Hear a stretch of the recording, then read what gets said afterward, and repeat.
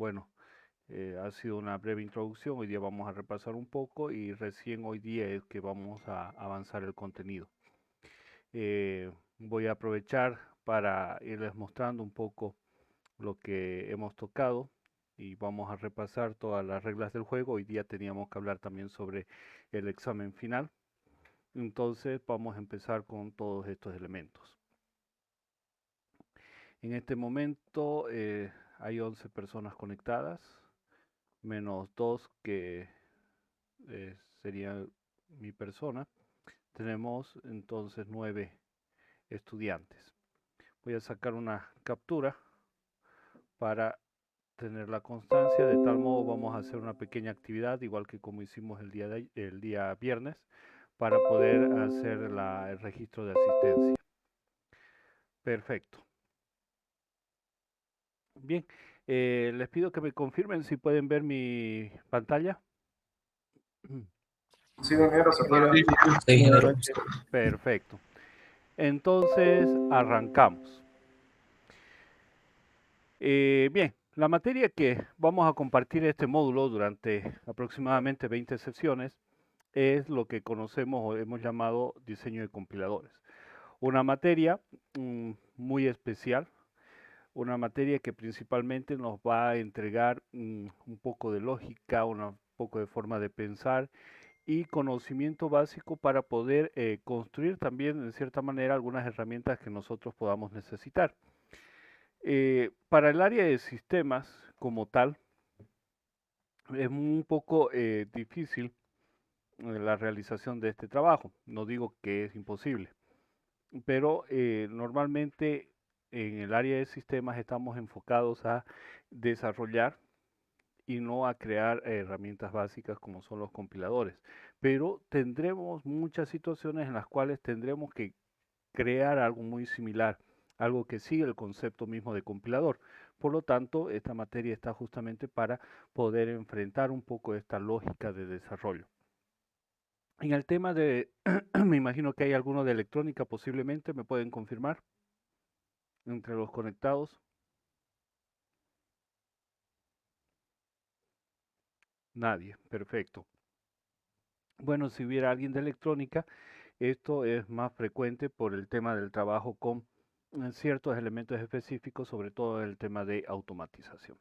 Entonces, la importancia de la materia como tal es aprender todo ese proceso, esa secuencia de pasos que se utilizan y también comprender cómo funcionan por debajo las herramientas que utilizamos. Estamos hablando de, por un lado, los lenguajes de programación y por otro lado también las máquinas virtuales. Cómo es que trabajan, cómo podemos justificar, por ejemplo, el uso y la aplicación de un lenguaje interpretado, un lenguaje de programación interpretado y uno que es compilado. Vamos a ver que en realidad ese concepto de decir compilado e interpretado tiene su lógica, pero al mismo tiempo es un poco hablar de lo mismo. Bien, habíamos tocado el tema de los medios de comunicación, en la cual tenemos en realidad 3 elementos de comunicación. Primeramente tenemos un grupo de WhatsApp, que me imagino que ya todos están incluidos para hoy día. Por otro lado está el correo electrónico, que principalmente lo vamos a utilizar cuando, por ejemplo, tengan problemas para subir su trabajo a la plataforma. No siempre, pero alguna vez puede ocurrir. Entonces, podemos hacer para mantener la constancia, porque yo debo presentar siempre informes, entonces tenemos el correo electrónico. Por otro lado, tenemos la plataforma que ya está habilitada, me imagino que ya todos están agregados en plataforma, ya pueden ver la materia. Y como último elemento es una carpeta. Una carpeta compartida que justamente en este momento voy a aprovechar y les voy a mostrar el contenido actual. Dentro de la carpeta de la materia que vamos a manejar, vamos a guardar una carpeta para hacer ejemplos, que hoy día vamos a iniciar con eso. Otra donde vamos a poner literatura, les voy a subir algunos libros. La diapositiva que les estoy presentando en este momento está justamente aquí en la carpeta compartida con el nombre de diseño de compiladores, es el primer material que estamos compartiendo. Y también tienen lo que es la guía MAP en PDF para poder ver un poco el contenido y llevar un seguimiento, y también vamos a hacer algunas actividades de las que están propuestas en la guía MAP.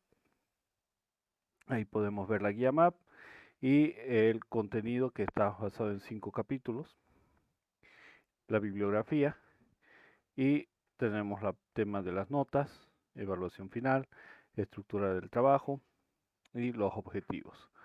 Entonces aquí tenemos un primer trabajo práctico que es sobre la introducción de compiladores, donde tenemos una serie de preguntas.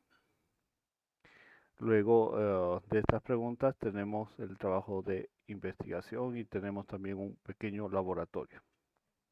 ¿Ya?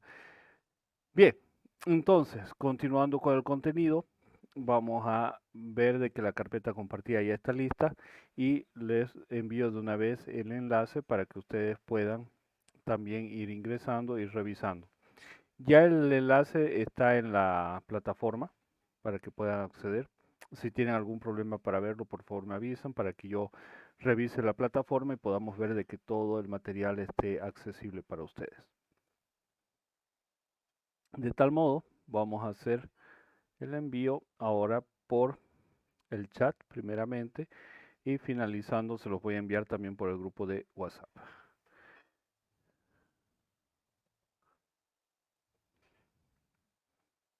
Perfecto. Bien, como siguiente paso habíamos hablado un poco de las calificaciones. Dentro de las calificaciones habíamos subdividido el trabajo en algunas partes. Primero tenemos el tema del 50% de la nota orientado a 2 parciales. Los parciales habíamos dicho como característica que van a ser en grupo, va a haber consulta bibliográfica. El primer parcial va a ser más teórico y el segundo parcial vamos a intentar hacerlo práctico. Y ambos parciales, la idea es que puedan ser en grupo. Tenemos investigación en trabajos prácticos, que va a ser 10% de la nota, y este trabajo también vamos a intentar hacerlo grupal. También tenemos un trabajo final o examen final, que va a ser sobre un 40% de la nota, y el trabajo grupal va a ser también entre 3 a 5 estudiantes. Ya, entonces tenemos estos elementos para poder tener la ponderación del 100% de la nota. Y las fechas tentativas para los parciales las vamos a dar después de la primera semana, porque vamos a ver cómo está la situación del paro, la situación política y general, ¿no?, que estamos viviendo, para podernos poner de acuerdo en el tipo de examen que vamos a dar, porque depende de eso. Entonces, con eso vamos a generar nuestras fechas tentativas para ponernos de acuerdo y poder de esa manera ya más o menos identificar cuándo será posible dar cada uno de los parciales y la presentación final. Bien, no sé si hasta ahí hay alguna pregunta, algún comentario.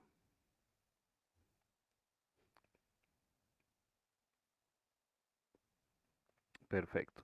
Las clases siempre las estoy grabando, por lo tanto, después, así como hice el día viernes, después de que concluyamos, voy a convertir y voy a subirlo a YouTube para que ustedes puedan consultarla posteriormente si tienen la necesidad de ello.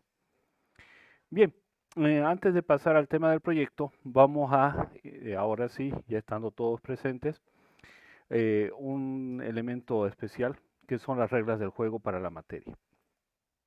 En primer lugar, como en cualquier entorno, siempre necesitamos mantener el respeto. Respeto entre todos. Quien haga consulta puede hacerla con confianza. Por favor, les pido que siempre respetemos esa situación.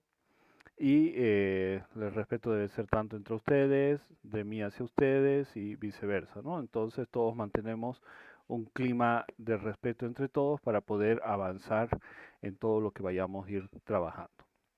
Por otro lado, cuando estemos ya en el entorno presencial, Dios mediante, si todo esto se soluciona, pues el tema del horario, ¿no?, que tenemos un horario que es a las 19:15, el inicio. Siempre vamos a intentar dar un margen de unos 5 minutos, pero bueno, no nos confiemos en ello, siempre intentemos estar puntuales.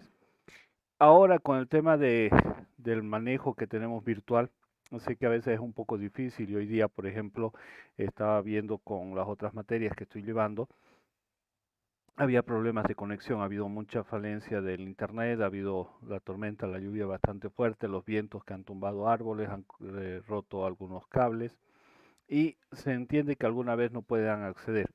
Pero en cuanto puedan comunicarse, por favor avísenme. La grabación va a estar disponible para ustedes, para poder revisar. Cualquier consulta también me pueden hablar. No siempre voy a poder contestar de inmediato, pero inmediatamente que yo tenga tiempo y pueda hacerlo, tengan por seguro que les voy a dar respuesta a sus consultas. ¿Ya? Cuando estemos en las clases presenciales, también un tema del celular se puede contestar.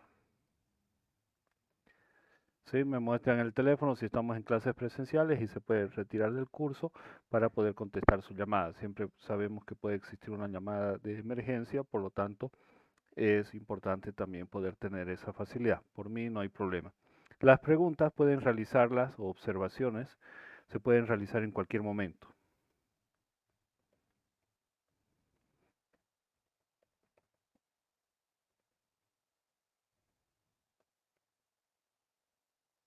Entonces, si tienen una duda, intenten ese rato hacer la pregunta para que subsanemos la duda y de esa manera ustedes puedan estar más tranquilos.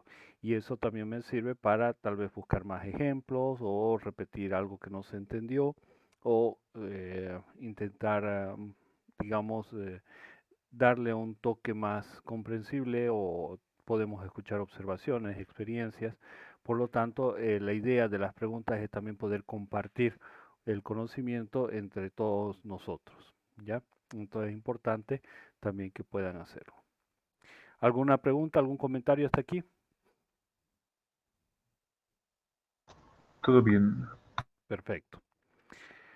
Nos vamos al tema del proyecto. La idea del proyecto, dado que es una materia que tiene su parte práctica, pero también tiene su contenido bastante pesado a nivel teórico, principalmente. Por lo tanto, el proyecto va a ser realizar un analizador léxico, ¿ya? La idea del analizador léxico no es que me tengan que presentar algo sumamente complejo y que ya resuelva todo el código para hacer un nuevo lenguaje de alto nivel. No. La idea es que busquemos una aplicación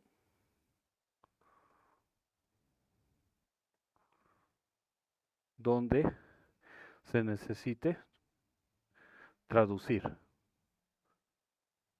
interpretar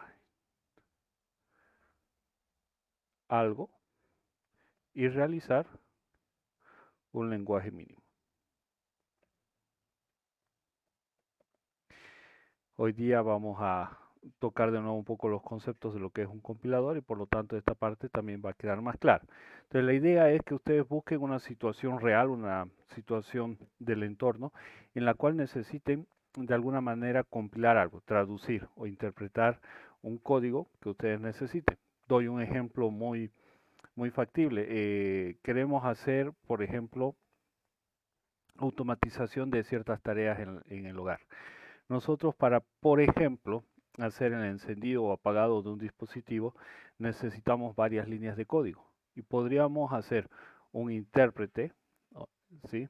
Un compilador y un intérprete, dependiendo, vamos a ver de las características que tenga, para poder hacer esa traducción de nuestro nuevo lenguaje que nosotros proponemos para ahorrar un poco de trabajo al programador.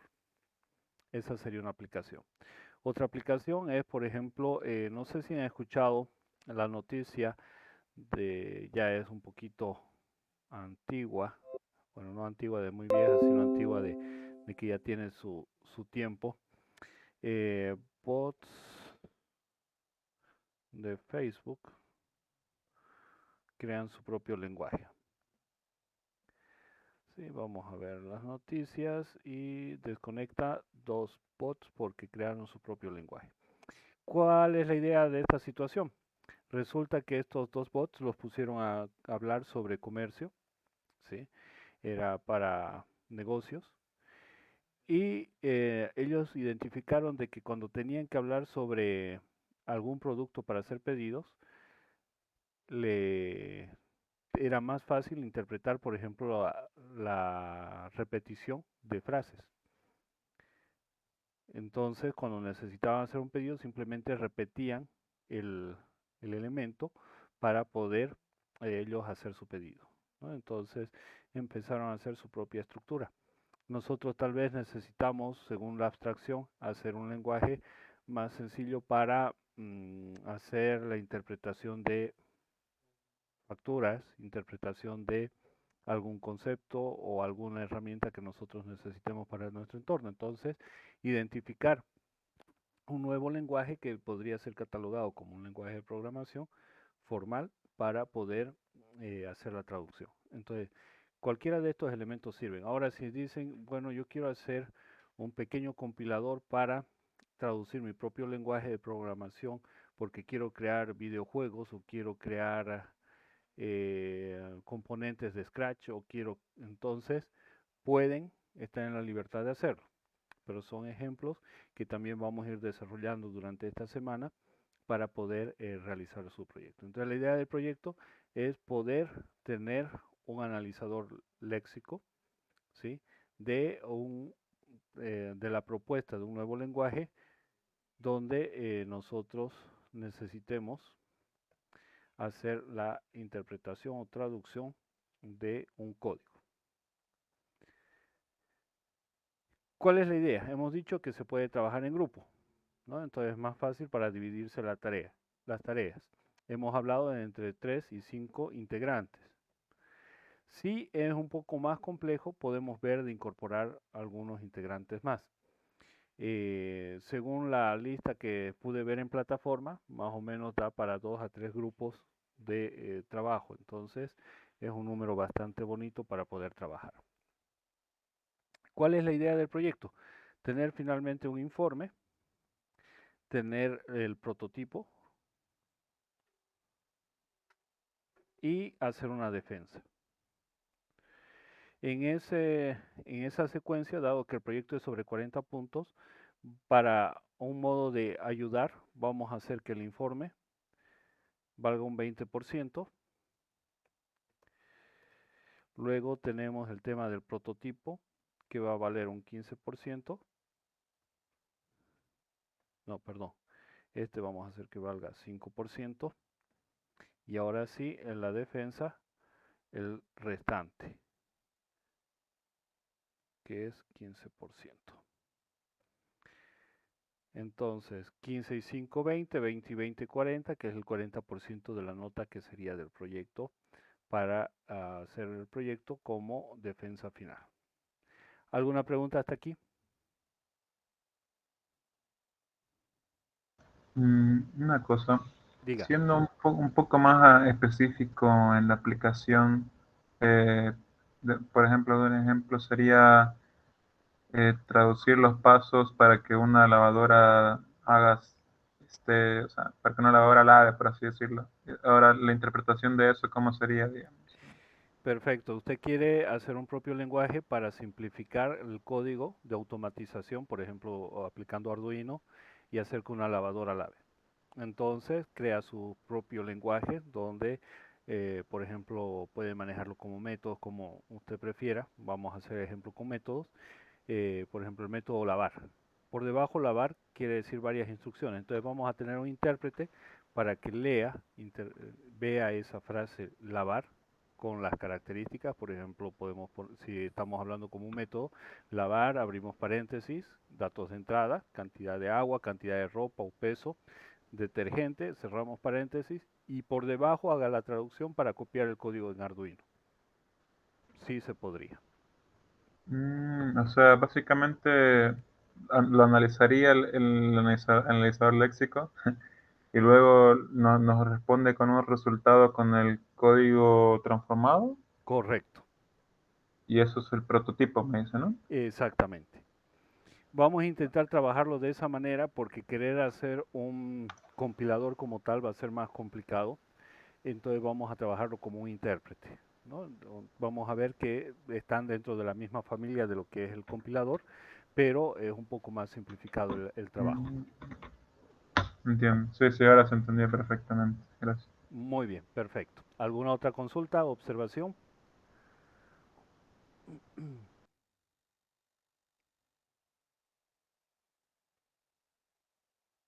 Perfecto. Entonces cierro nuestro PowerPoint y ya ustedes lo tienen disponible en la carpeta que les he compartido. Ahí está como diseño de compiladores. Me voy a siempre guardar yo una copia para tener el actualizado y, por ejemplo, si por algún motivo se borra, espero que no, lo tengamos. Ya intenten siempre colocar control C y no control X. Me ha pasado ya varias veces que por copiarse el material le han tirado un control X y se ha borrado todo lo que había en la carpeta compartida. Bien, entonces ahora pasamos ya a recordar un poco lo que estábamos viendo del tema de los compiladores. Habíamos hablado un poco de la teoría del compilador y estábamos viendo también un poco el contenido de lo que era nuestra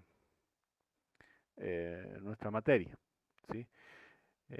Lo cerré, ahí está, perfecto. Entonces, habíamos visto que en diseño de compiladores vamos a tener 5 temas. El primero, que es la introducción a los compiladores, donde estamos viendo un poco la historia, la construcción de los compiladores, la estructura un poco del compilador, vista de alto nivel de un compilador y las propiedades deseables. Esto es una parte teórica que nos da las características, nos asienta las bases para que nosotros sobre ello podamos pensar, planificar y hacer el desarrollo de un compilador.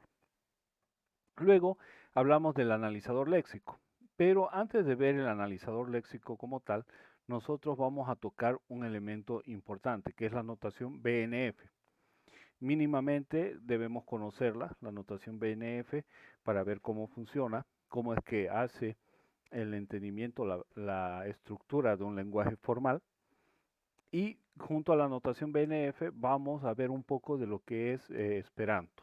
Habíamos hablado el día viernes de un lenguaje que es un lenguaje formal inventado por un médico, el religión oculista polaco, el cual trabajó, perdón, trabajó sobre el diseño de un lenguaje que sirva como base para poder tener una comunicación mundial. Es decir, que cada persona, cada individuo de cada país tendría su lengua materna como primer idioma y el segundo idioma sería el esperanto, que sería fácil de aprender para poderse comunicar cuando le tocaba viajar.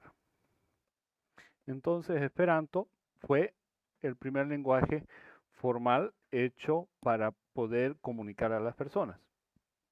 Actualmente son bastantes personas los que hablan esta lengua.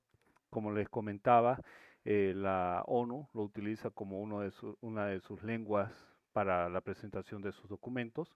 Por lo tanto, es un lenguaje que está bastante manejado, compartido en el planeta.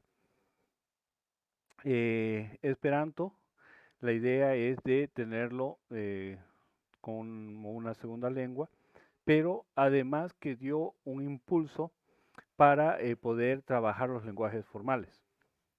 Es decir, que nos dio también ciertas bases, cierta experiencia para poder intentar abstraer y comunicar nuestra realidad para poderla llevar a un computador, que es algo que trabajamos bastante con el tema de las ciencias de la computación cuando necesitamos justamente hacer este tipo de cosas. Como estamos viendo los ejemplos, no siempre es para hacer un compilador, sino muchas veces para hacernos herramientas propias que nos sirvan para reducirnos trabajo, para optimizar código, para hacer una serie de elementos que nos permiten trabajar y proyectar a futuro facilidades y ventajas para desarrollar. Entonces, eh, dentro de lo que es la informática, un compilador como tal, podemos decir que es un software, un montón de líneas de código, un software, que lo que hace en realidad es llevar un código que está en un lenguaje de programación definido, llamado lenguaje fuente, y llevarlo a otro lenguaje conocido como objeto. El día viernes habíamos visto un pequeño ejemplo que era el código de Hola Mundo en Java. Entonces,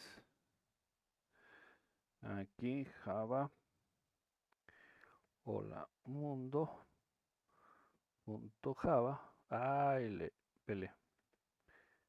A ver si no se cuelga. Por apurado lo que me pasa. Ahí está. Java C. Ahora sí. Hola mundo.java. Entonces, no hay. Perfecto. Es en el de 2 puntos. Ahora sí. Listo. Y ahora sí puedo ejecutar ese código.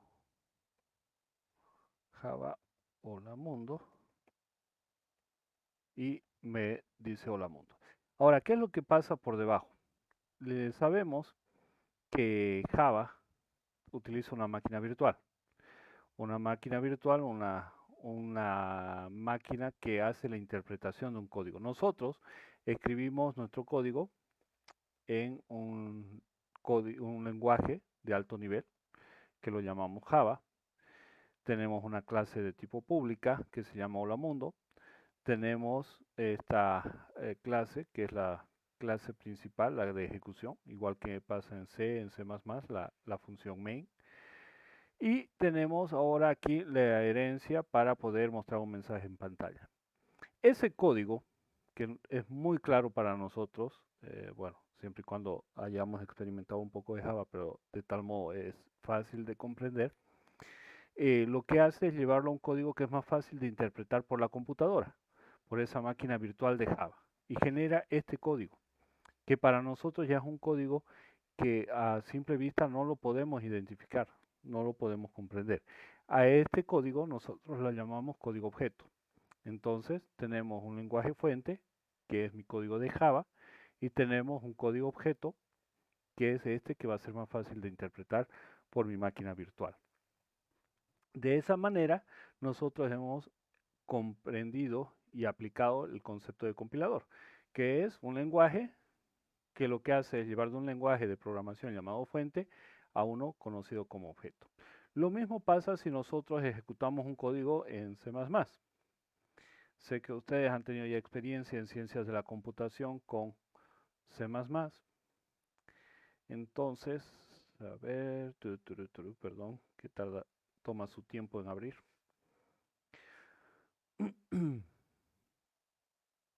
Creamos un proyecto simple. En este proyecto simple mínimamente necesitamos una librería que es la IOStream y input, output estándar, ¿no? La librería estándar de entrada y salida. Entonces ponemos un mensaje, vamos a hacer el mismo hola mundo. Listo. Y vamos a guardarlo en el escritorio. Nos vamos al escritorio. Ahí está. Y ponemos hola mundo. Hola mundo. Guardamos con instrucción CPP, perdón. Si vemos este código, el código del lenguaje fuente, ocupa en realidad poco, fíjense, 117 bytes. Pero cuando yo hago la compilación y se traduce este lenguaje de alto nivel a un lenguaje de bajo nivel que conoce e interpreta la computadora, primeramente vemos que el proceso de compilación tarda. Hace primero un barrido del código para ver si está bien escrito, luego debe añadir todas las librerías que necesita, en este caso la IOStream, y recién puede hacer la ejecución para mostrarnos ese hola mundo. Si yo veo el código objeto que se creó, este hola mundo de aquí, y veo sus propiedades, fíjense que el tamaño es increíblemente más grande, 2.05 megas. ¿Por qué? Porque para crear el ejecutable yo debo empaquetar todo el código que necesito para que esto funcione, es decir, todas las líneas de código que puede interpretar la computadora para poder hacer la entrada de datos, salida de datos, es decir, todas las funciones que necesita mínimamente para funcionar ese ejecutable dentro de Windows. Por lo tanto, hay una diferencia de tamaño, cosa que nosotros no veíamos y es difícil de notar en un código de Java, porque fíjense, la cantidad de líneas, el mismo contenido es muy parecido. Si entramos a propiedades de estos dos, elementos y empezamos a compararlas, fíjense que hay un mínimo de diferencia. El código que yo hice pesa también menos que el código objeto al cual yo llevé. A pesar de que va a ser una interpretación, a pesar de que necesitamos una máquina virtual intermedia para poder interpretar ese código, necesita más elementos, más detalles para poder funcionar. Por lo tanto, se cumple exactamente el proceso que habíamos visto. Lo único que en un caso es más fuerte la diferencia, mayor diferencia, y en el otro es un poco menor. Pero un compilador funciona de la misma manera para lo que nosotros necesitamos realizar. Entonces, en el tema de programación, el lenguaje fuente es generalmente un lenguaje de alto nivel, que es lo que estábamos viendo. Y el objeto es un lenguaje de bajo nivel, generalmente ensamblador o código máquina. En este caso, estamos manejando un código objeto de la máquina virtual de Java y el otro es un código máquina que ha traducido, que ha compilado en lenguaje C++. Entonces, este proceso de traducción, porque al final hemos hecho una traducción de un lenguaje de alto nivel, algo fácil para nosotros, hacia algo que es fácil para la computadora, se conoce como la acción de compilación. Bien, para poder hablar de los compiladores, nosotros necesitamos ir un poco más allá de lo que es simplemente el contenido de realizar el compilador. Necesitamos conocer un poco la historia para ver cómo evolucionaron los compiladores al igual que los lenguajes de programación. ¿Por qué? Porque en los lenguajes de programación nosotros vemos, ¿no?, que inicialmente utilizaban tarjetas perforadas, luego teníamos el lenguaje ensamblador, luego empezaron a aparecer lenguajes de alto nivel y fueron evolucionando. Teníamos un paradigma secuencial, un paradigma estructurado, después un paradigma orientado a objetos y ahora estamos ingresando en la época en el tratamiento de un paradigma orientado a eventos, ¿no? Uno de los lenguajes que tenemos orientado a eventos es Scratch. Me imagino que ustedes lo han visto en ciencias de la computación, para algunos ejemplos en lenguaje Scratch. Perdón, vamos a esperar que abra. Entonces, Scratch es un lenguaje que fue hecho de manera gráfica para principalmente utilizarlo dentro de lo que era el entorno educativo, sobre todo para el tema de los niños, pero sin embargo lo hicieron tan bien los del MIT que inclusive muchos lo utilizan para desarrollar pequeños videojuegos. Entonces es interesante ver esa suerte, digamos, del lenguaje. Aquí entonces tenemos los eventos y por ejemplo yo cuando hago un código, si un programa, puedo hacer de que ese programa se inicie cuando hacemos clic en la bandera, cuando presionamos una tecla. Por ejemplo, yo puedo decir cuando presionamos la tecla flecha hacia arriba, esto ustedes ya lo han hecho en, en ciencias de la computación, anterior materia que vimos, podemos hacer mirar o apuntar hacia, eh, vamos a especificar, a ver, no, mejor lo hacemos por partes para hacer el ejemplo, ¿ya? Entonces vamos a hacer que gire hacia un lado o hacemos que mire. A ver, vamos a hacer que haga varias cosas para poder hacer un ejemplo completo. Entonces, vamos a, en primera instancia, decir que me voy para arriba, 2 segundos, luego va a ir a la posición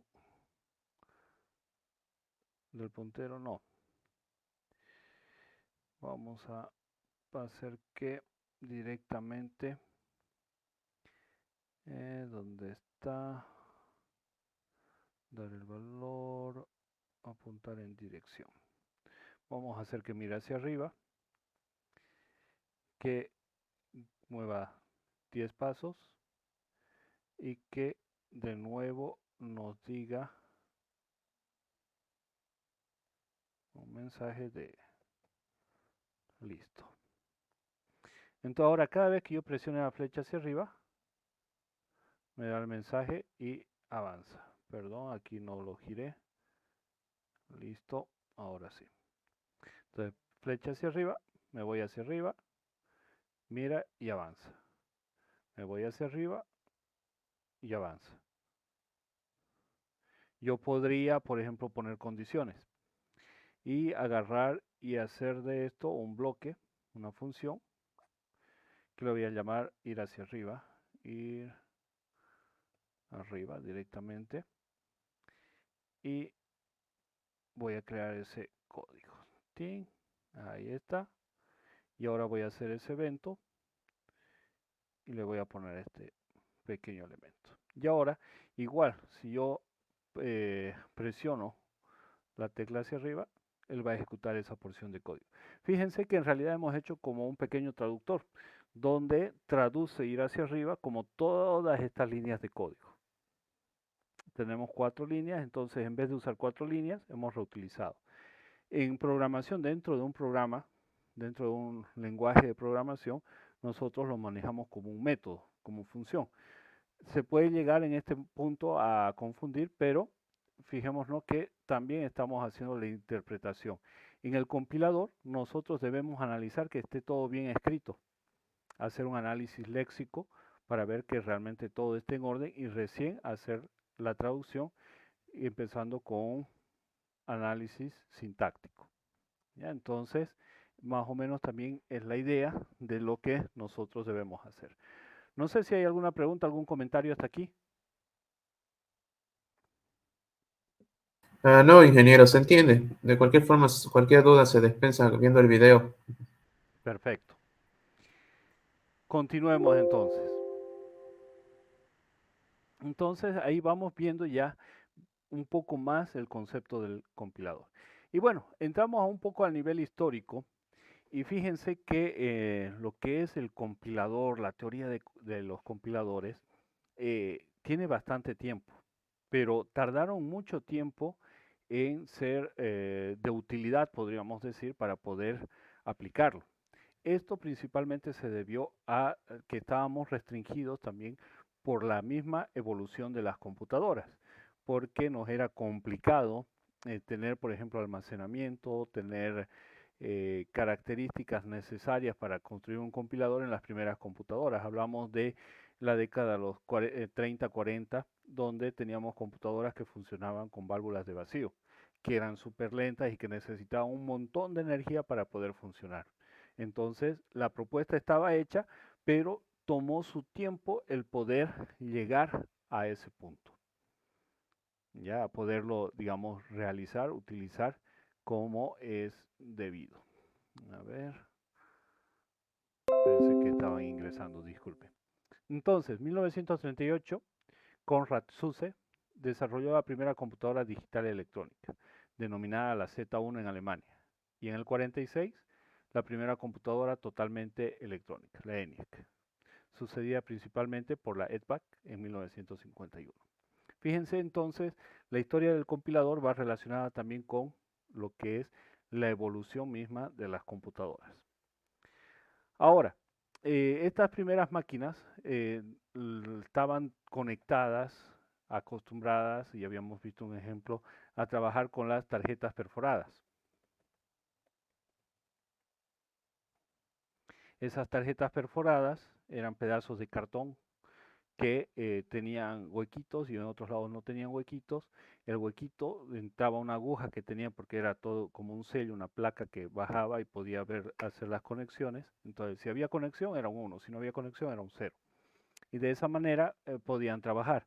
Entonces, no podíamos desarrollar compiladores porque prácticamente estábamos programando en lenguaje máquina. Legalmente estábamos estableciendo circuitos físicamente para poder hacer la programación en ese computador. Después ya cuando empezamos a tener la posibilidad de hacer almacenamiento, es decir, de tener memoria, ya surge el lenguaje ensamblador. Igual era un lenguaje máquina, pero era más fácil de manejar. ¿Por qué? Porque ya teníamos instrucciones en palabras fáciles de entender. No teníamos que tener un montón de cartones, sino ya palabras que podían ser interpretadas para poder dar instrucciones específicas al computador. Por lo tanto, el primer compilador recién fue escrito por Grace Hopper en 1952. Miren cuántos años pasaron desde que hubo la propuesta, iniciaron las computadoras en 1938, hasta 1952 que se puede hacer el primer compilador para un lenguaje denominado A0. En 1950, sí, John Backus, de la anotación que tenemos, dirigió una investigación. Fíjense que la IBM aparece mucho al inicio de la historia. IBM era la empresa más importante en tecnología en esas épocas, o sea, era muy metida en el desarrollo tecnológico. Y en esa época se trabajó sobre un lenguaje matemático, un lenguaje algebraico, ¿ya?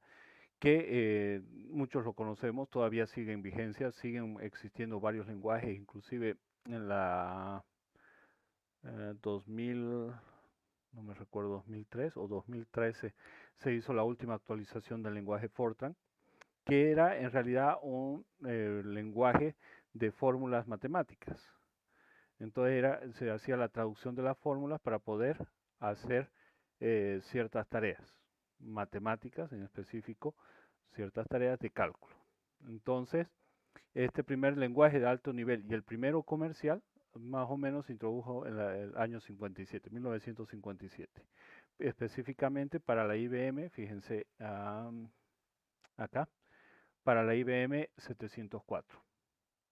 Entonces, ya de ahí es lo que surge el concepto como tal de hacer un programa que utilice o haga la traducción de un lenguaje a otro lenguaje. Y en caso particular, traducir de un lenguaje en alto nivel a un lenguaje de bajo nivel para facilitarnos el trabajo en el desarrollo. Entonces, cuando hacemos eso de traducir de un lenguaje de alto nivel a bajo nivel, lo llamamos compilador. El trabajo de realizar el compilador fue complicado. Obviamente tuvieron que, primera cosa, tener una notación formal para poder expresar las reglas del juego de ese lenguaje.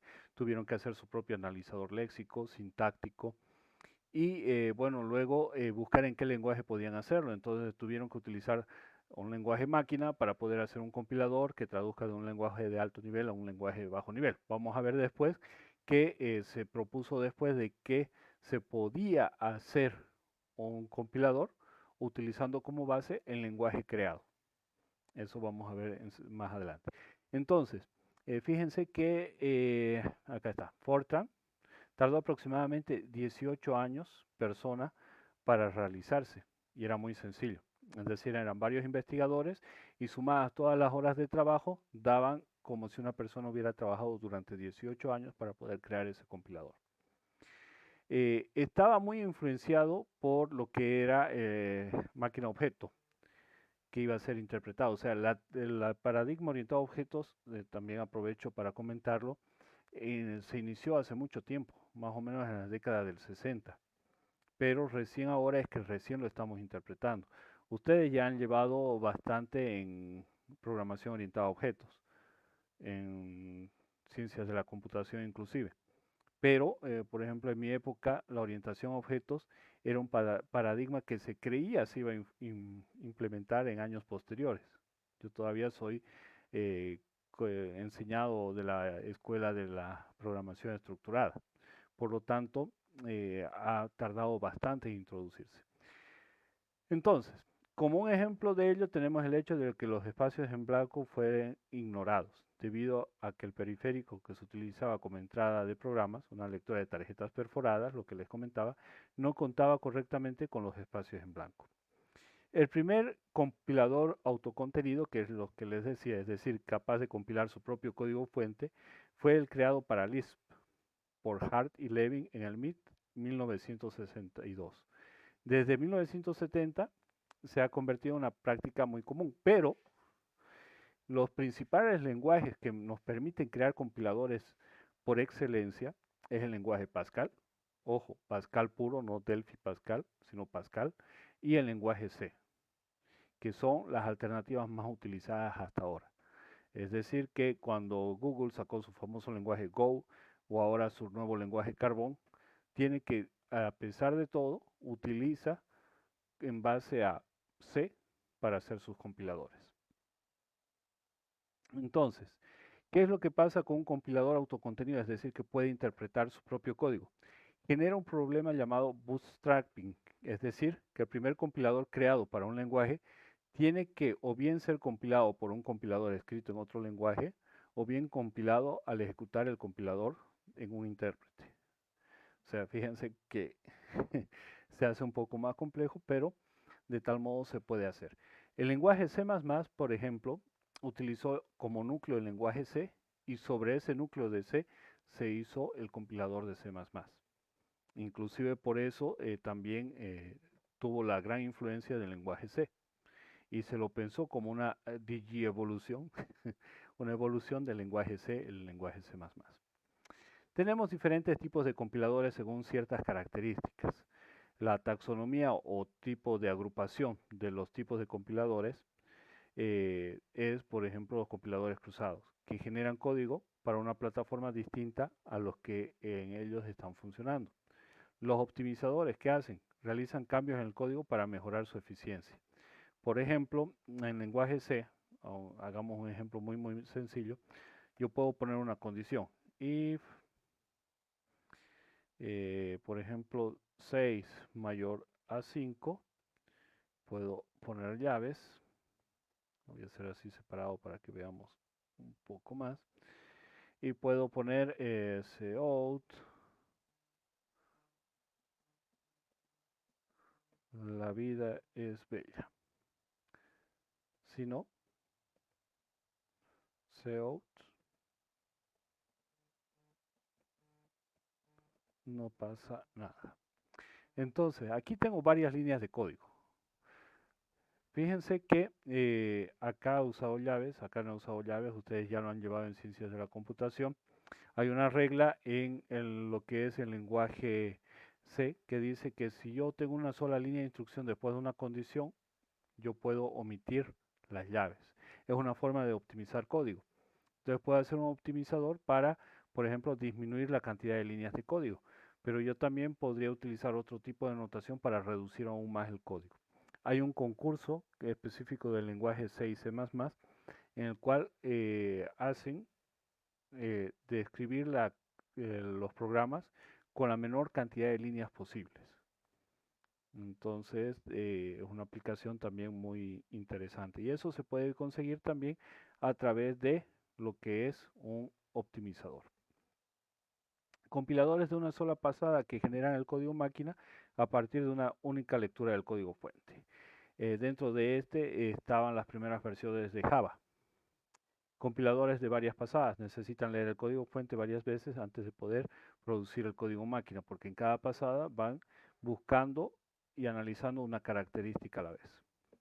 Compiladores JIT o justo a tiempo, que forman parte de un intérprete, máquina virtual de Java, por ejemplo, y compilan partes del código según se necesita. Entonces, por ejemplo, cuando nosotros ejecutamos un programa de Java, no necesitamos compilar, tiene un menor tiempo de duración de necesidad para hacer la compilación, pero tarda un poco más en su ejecución, porque fíjense, hay que hacer código objeto, luego ese código objeto tiene que ser interpretado para generar un código de computadora, un código de bajo nivel.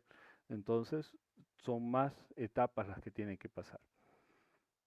En las primeras épocas de informática, fíjense, los compiladores eran considerados un software de los más complejos existentes. O sea, su construcción, su implementación, la verdad que costó muchísimo.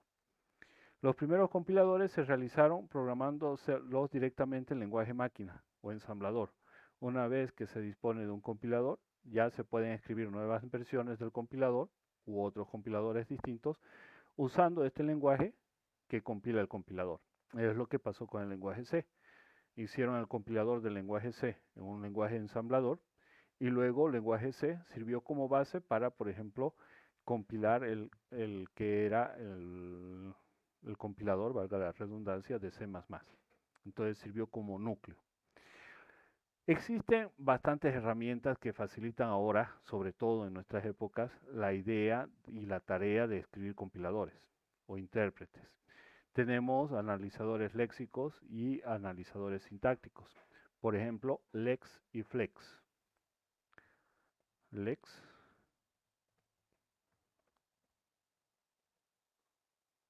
una herramienta para el análisis léxico. Es un programa para generar analizadores léxicos. Se utiliza comúnmente con un programa Jack o Flex también, que se utiliza para generar el análisis sintáctico.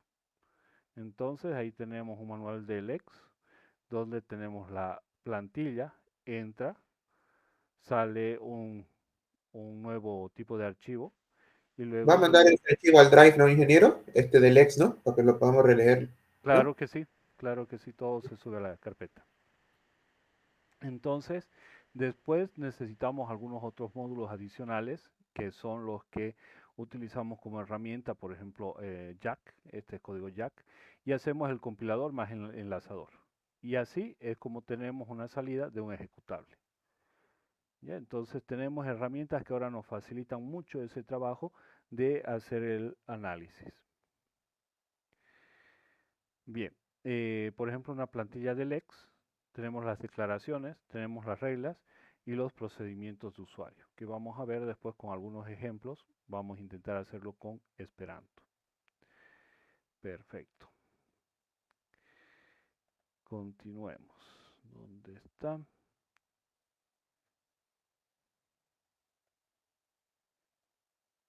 Y, sí. Bien, ¿hasta ahí alguna pregunta? ¿Algún comentario tal vez?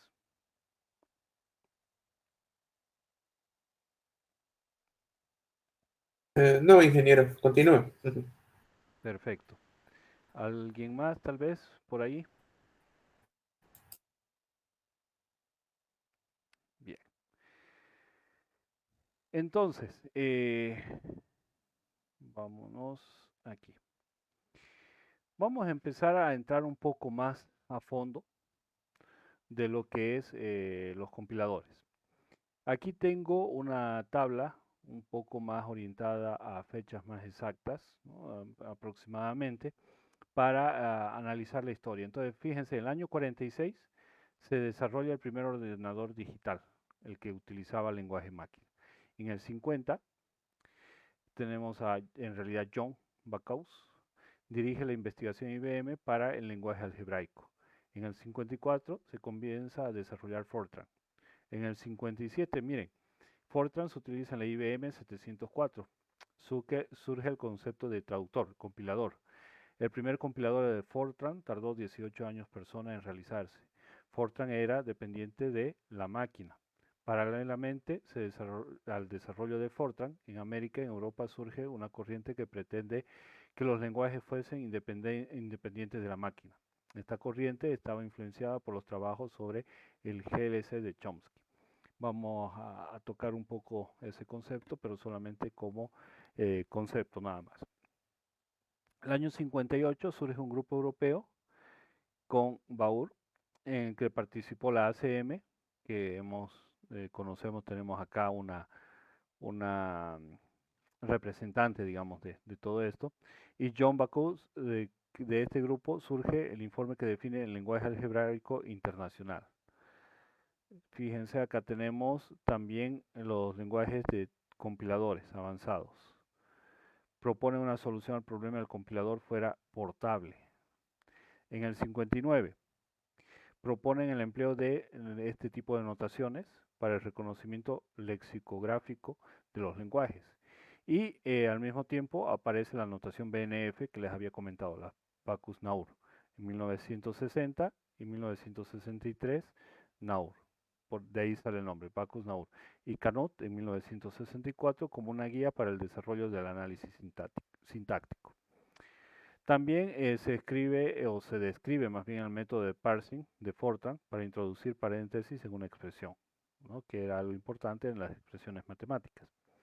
En la época de los 60 se desarrollan diferentes y diversos métodos de parsers ascendentes y descendentes. Freud más adelante introduce la técnica de procedencia de operadores, el uso de funciones de procedencia. Fíjense, aquí quiero destacar dos elementos. ¿Cuánto tiempo en el 59 recién pueden implementar lo que son el uso de paréntesis? Siendo que desde el 46 ya venían trabajando. Inicialmente se tardó mucho en poder hacer los cambios porque era complicado con los equipos que se tenía. Luego, fíjense aquí en el 69 aparece Argol 60, que en realidad era un lenguaje algorítmico. Teníamos una definición de la sintaxis en una notación BNF. Era de un formato libre. La declaración explícita de tipo de todos los identificadores. Tenía estructuras interactivas en el año 1969. Manejaba recursividad, un gran avance. Paso de parámetros por valor y por nombre. Uso de memoria dinámica. Estructura de bloques, lo que le permitía visibilidad de los identificadores. En el 70 comienza el estudio sistemático de las técnicas de análisis del flujo de datos, es decir, enormes avances en las técnicas de optimización global de un programa.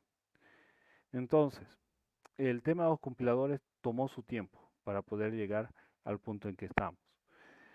Tenemos ahí primeros compiladores, nuevamente tenemos los ejemplos de Fortran, de COBOL, compiladores que eran hechos a medida para pruebas y después recién salieron con Fortran al mercado. Y todo eso nos lleva a pensar en lo que es la notación BNF, que era lo que les comentaba.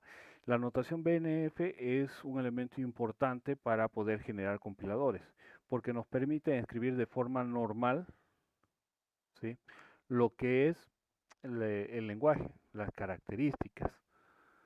¿Ya? Por lo tanto, es un elemento imprescindible para poder hacer ese análisis. Ahora, fijémonos, sintaxis de los lenguajes de programación. Tenemos un metalenguaje, que es el BNF, que es la notación para especificar una gramática generativa, define el conjunto de cadenas que son los programas del LP, del sujeto, junto con su estructura sintáctica. Permite describir lenguajes con una sintaxis independiente del contexto. Vamos a entender un poco más ese tema y vamos a entrar aquí. Gramática del BNF. Las reglas de notación BNF que damos a continuación formalizan los convenios sintácticos que hemos descrito hasta ahora, Entonces, aquí lo que tenemos es una cadena de reglas para poder escribir en lenguaje BNF. Entonces, fijémonos, ¿dónde está? La gramática completa del Proloco. Y aquí carece de muchas construcciones, algunas de las cuales veremos en los apartados siguientes. Perfecto. Dado que el alfabeto del lenguaje incluye algunos símbolos terminales que coinciden con los símbolos del metalenguaje BNF, como los corchetes, ¿no? Seguimos aquí en el convenio de contracomillar a todos los símbolos terminales. Y vamos a hacer el análisis. Yo tengo un programa, y un programa, hemos dicho que este símbolo, podemos decir que especifica una definición. Entonces decimos, un programa define o es definido por una cláusula y acompañado de otra cláusula. Esto hace relación a lo que es la recursividad. Una cláusula se define por un hecho o, como alternativa, esta barra quiere decir o, una regla o una consulta. ¿Qué es un hecho? Un hecho se puede definir como una cabeza y un símbolo de punto. Es decir, que este es un carácter terminal. Una regla se puede definir como una cabeza, ¿sí?, y este símbolo más un cuerpo nuevamente y con un terminal de punto. Una consulta se define como un cuerpo y este terminal punto. Fíjense entonces que los terminales o caracteres finales se definen con un punto, con las comillas. Por ejemplo, nosotros tenemos las instrucciones en lenguaje C. Todas ellas terminan con un punto y coma. Por lo tanto, nosotros, si estamos hablando de una regla, una instrucción en lenguaje C se puede definir como una expresión terminada con un punto y coma. ¿Sí? La cabeza es un predicado, el cuerpo es un literal. Fíjense, acá tenemos las llaves, tenemos un carácter terminal, coma, entonces viene un literal, coma y otro literal. Eso es lo que estamos leyendo ahí. El predicado se define como el nombre, un paréntesis, un término, una coma, un término y cerramos el paréntesis. Es algo equivalente a lo que hemos hecho con el if, ¿no? ¿Cómo se define nuestro condicional if? Tenemos, ¿cómo se llama? Decisión. Tin, tin. Se define como carácter if con minúscula y una condición. Pero aquí tenemos un paréntesis abierto. Ahora aquí condición. Abrimos nuevamente paréntesis y cerramos. Y acá va a venir una llave y va a venir sentencias. Y nuevamente una llave. Como las llaves son terminales, listo. Pero también se puede definir como y podemos hacer la decisión sin el uso de las llaves, ¿no? Que indicaría que tiene más de una línea de menos de una línea de código. Perdón, una línea de código. Sigamos interpretando. Un literal viene dado por un predicado o la palabra reservada. Ya sabemos que aquí también podemos identificar palabras reservadas, not y un predicado. La función se define como nombre. Acá tenemos un carácter terminal, un paréntesis, un término, una coma, un término. Y nuevamente el paréntesis. Entonces fíjense cómo estamos haciendo la construcción de un lenguaje formal para poder caracterizar y poder definir un nuevo lenguaje, la estructura de un nuevo lenguaje. Vamos a seguir el ejemplo aquí abajo, nos vamos a ir a un número. ¿Cómo se define un número? Un número está definido como un entero o un real. Un entero está definido por un dígito y adicionalmente puede tener otro dígito, que es correcto. El número real está definido por un entero, el carácter punto, o sea, un símbolo terminal y otro valor entero. ¿Y cómo definimos un dígito? Un dígito se define como el carácter 0, que es un carácter terminal, o el 1, o el 2, o el 3, o el 4, hasta el 9. Por lo tanto, estamos hablando de un dígito decimal. Fíjense cómo llegamos hasta lo más específico desde lo más general. Hemos empezado con el programa y estamos terminando con el alfabeto. Tenemos minúsculas, mayúsculas, los dígitos alfanuméricos. ¿Cómo definimos un alfanumérico? Un alfanumérico se define como el guión bajo, minúsculas o mayúsculas o dígitos. Los caracteres se pueden definir como alfanuméricos y además todos los caracteres que tenemos en el código ASCII. De esa manera es que utilizamos la notación BNF para poder generar nuestros lenguajes formales. ¿Preguntas hasta aquí?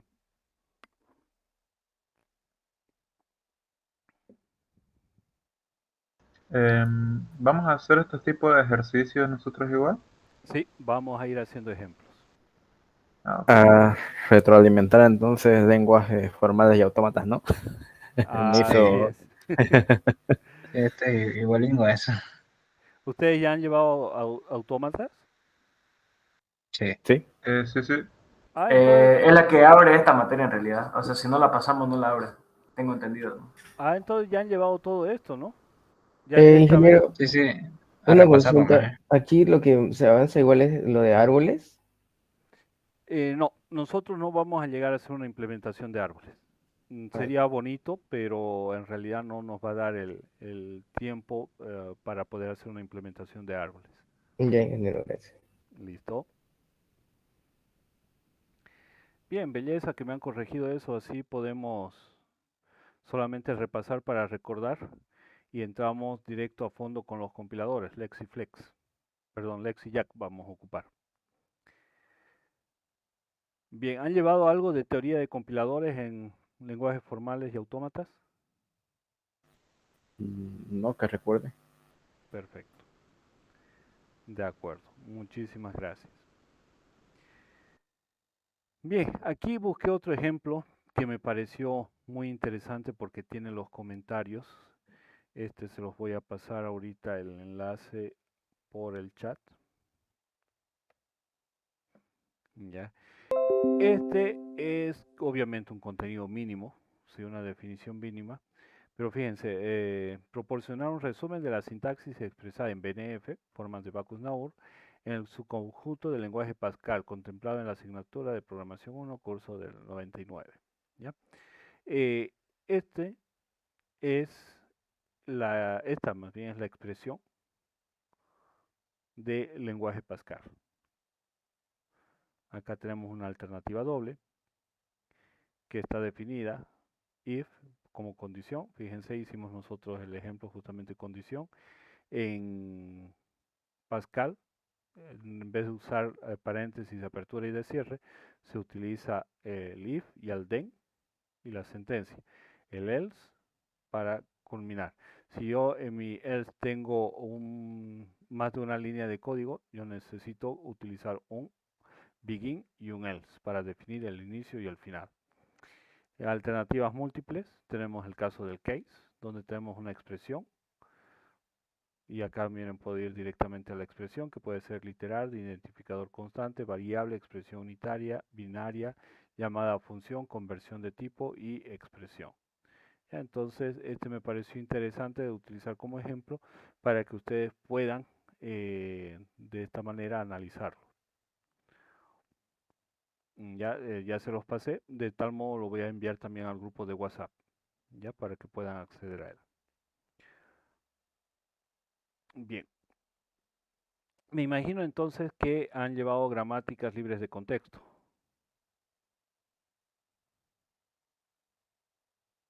Y acá está lo que preguntaban, ¿no? Del árbol de derivación. Sí, sí. ¿Sí? Y el árbol, sí, el libre gramática no me acuerdo. Ya, Ahí vamos a pasar. Sí, sí, eso no me suena tampoco. perfecto. Entonces lo vamos a ver, ¿de acuerdo? Bien, vamos a continuar un poco. Esto ya es como un adelanto, ¿no? De lo que vamos a ir viendo. Pero hasta ahora, ¿qué es lo que hemos ido tocando? En realidad lo que hemos ido tocando han sido lo que es la historia de la construcción de compiladores, un poco la introducción y vemos la relación que tiene la creación de compiladores con el avance de la tecnología para construir o mejorar los computadores. Hemos visto un poco ya estamos entrando a lo que es la estructura del compilador, ¿sí? La vista de alto nivel de un compilador, vamos a verlo después con ejemplos también de código, aunque lo estamos viendo intrínsecamente al hacer el ejemplo de Java, de C++. Y estamos viendo ese intermedio que es la notación BNF para poder hacer lo que es el analizador léxico, ¿ya? Entonces, como resumen, es eso lo que estamos en este momento tratando. Bien. Nos vamos aquí, esa parte la vamos a hacer después. Y vamos a ver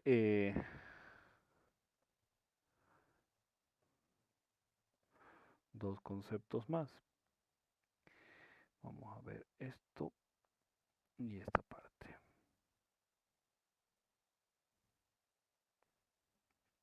Sí.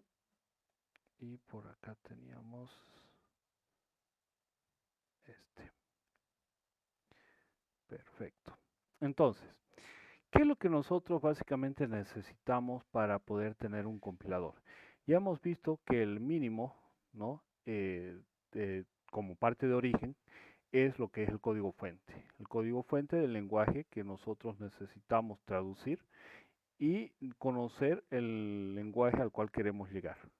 En el caso de un compilador como tal, hablamos que llevamos de un lenguaje de alto nivel a un lenguaje de bajo nivel o código máquina.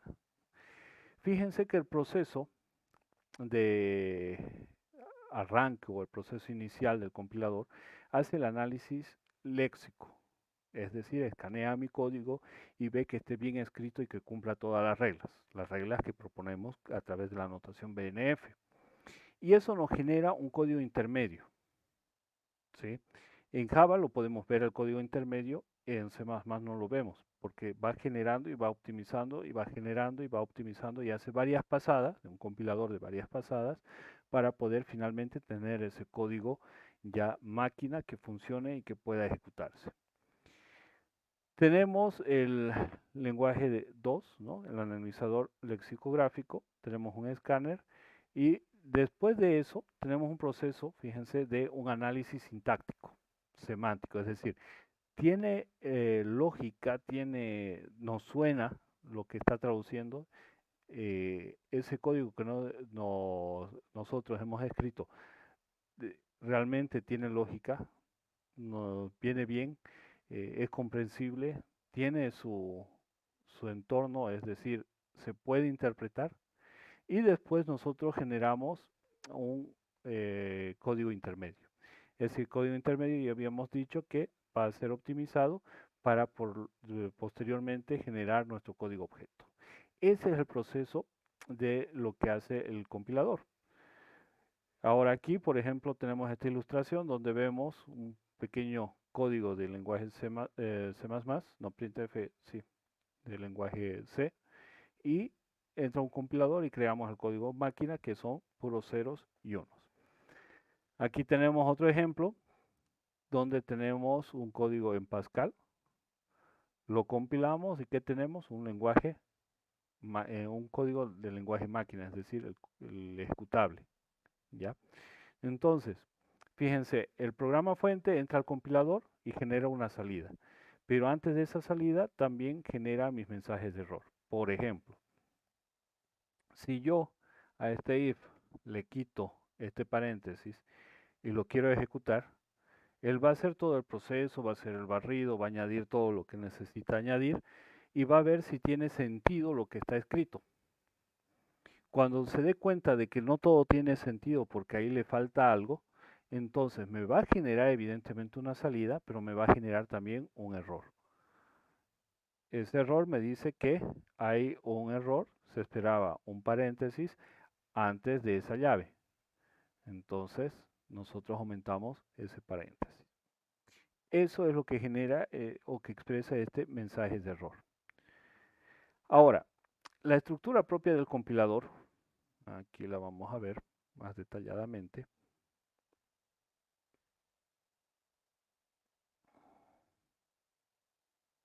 Ok, ta. Mejor vamos como imagen. Está más fácil. Entonces, fíjense, el programa fuente con sus directivas va a un preprocesador y luego a un programa fuente. Ese programa fuente va recién al analizador léxico. Aquí tenemos el administrador de las tablas de símbolos. También tenemos un manejador de errores. Este analizador léxico, una vez revisado, pasa a un análisis sintáctico y luego semántico. Tiene sentido lo que nosotros decimos, es como, por ejemplo, decir se me traba la lengua y se me lengua la traba. Nosotros podemos entenderlo, pero el analizador semántico ve de que esté correctamente dicho lo que tenemos que decir, para que pueda ser correctamente traducido y poder generar correctamente el código objeto. Luego tenemos el generador de código intermedio, tenemos un optimizador de código y luego el generador de código final que es para nuestro programa objeto. Todo ese es el proceso de poder crear un compilador. Para el análisis léxico, sintáctico y semántico tenemos herramientas. Ya después nos tocará hacer la generación del código intermedio y del código objeto. En resumen, es eso lo que necesitamos. Bien. Entonces, acá tenemos lo mismo, lo único que he expresado de una manera más secuencial. ¿Ya? Todas estas imágenes se las voy a compartir. Lo único que ya les estoy mostrando que las pueden encontrar en internet, las estamos viendo, de dónde podemos sacarlas. Eso queda registrado también. Me gusta hacerlo de esa manera para que si ustedes quieren encontrar algunas imágenes o algunos documentos que tal vez les llamaron la atención, ustedes puedan revisar y encontrarlos en la red. ¿De acuerdo? Perfecto. Ya tienen la guía MAP, ¿no es cierto? Se las he compartido en la carpeta. De tal modo, lo que vamos a hacer ahora es compartirla por el chat y voy a también abrir mi WhatsApp para poderles compartir un par de elementos para un primer trabajo de investigación. Perfecto. Les voy a compartir, primera cosa, la carpeta compartida para que la tengan por si alguien tal vez tuvo problema. Esperemos que abra WhatsApp, disculpen.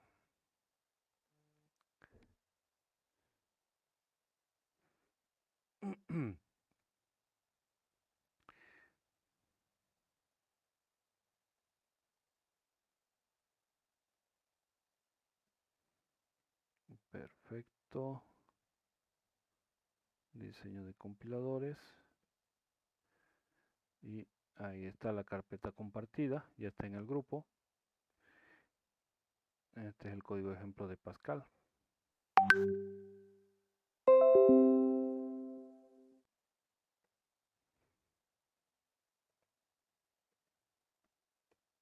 Listo. Y les voy a compartir por último nuestra guía MAP.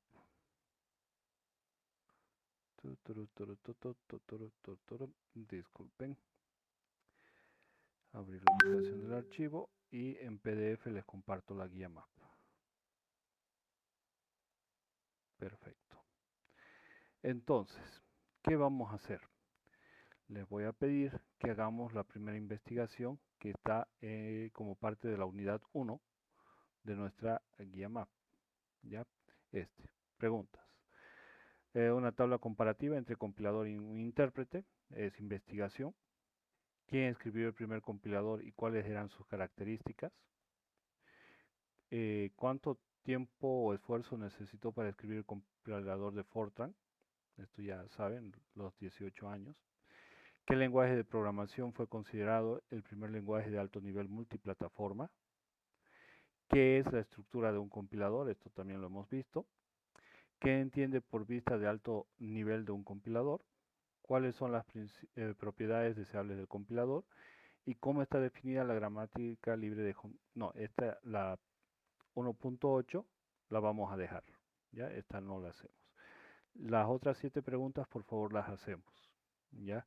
Voy a habilitar para que me puedan subir el documento en plataforma. La entrega no es para mañana, va a ser para pasado mañana. Es decir, para el miércoles de feriado. Lo vamos a hacer para el jueves, pero les voy a aumentar algo mañana. ¿De acuerdo? Una segunda actividad. Entonces la entrega va a ser para el día jueves. Jueves 3 de noviembre. ¿De acuerdo? Bien. Ahorita les voy a pasar un pequeño enlace que nos va a servir también como toma de asistencia para que por favor me lo rellenen. Listo, ahora mismo se los paso. Nos vamos a tomar 15 minutos para resolverlo. No es difícil, no es por nota, pero intentémoslo hacer lo mejor posible, ¿de acuerdo? Se los paso por el grupo de WhatsApp y también por el chat de Meet, por si quieren copiarlo inmediatamente. Voy a detener la grabación para poder hacer la